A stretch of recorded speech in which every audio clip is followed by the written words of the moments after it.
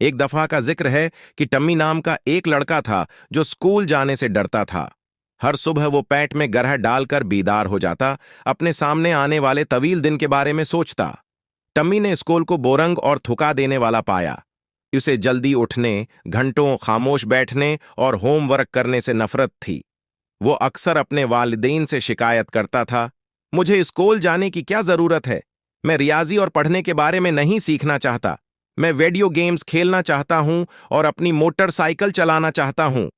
एक दिन टम्मी ने फैसला किया कि उसके पास काफी है। उसने बीमार होने का बहाना करते हुए बिस्तर से उठने से इनकार कर दिया। इसके वालिदीन ने उसे बाहर निकालने की कोशिश की, लेकिन टम्मी जदी था। तभी टम्मी के कमरे में एक जादुई मखलूक नमोदार हुई।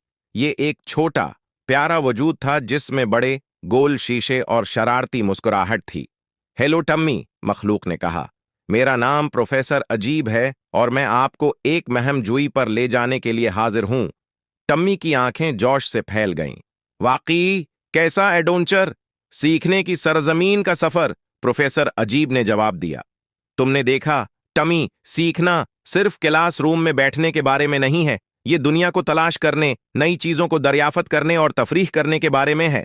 इसके साथ प्रोफेसर पेक्यूलियर ने अपनी छुड़ी लहराई और टिमी ने खुद को बात करने वाले जानवरों, जादुई मखलूकात और नाकाबिल यकीन अजायबात से भरी हुई एक शानदार दुनिया में पहुंचा दिया।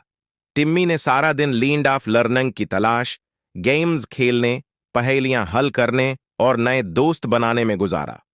उसने साइंस, तारीख और आर्ट के बारे में उस तरह सीखा जो दिलकश और लुत्फ अंदोज था।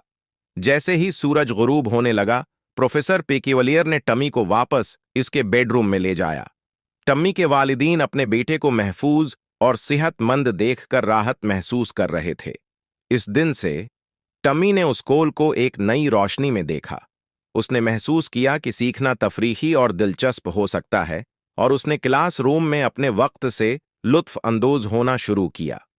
और जब भी उसे किसी याद दहानी की जरूरत होती, प्रोफेसर पेक्यूलियर नमोदार होते, हौसला अफजाई और तरगीब के अल्फाज सरगोशी करते। आखिर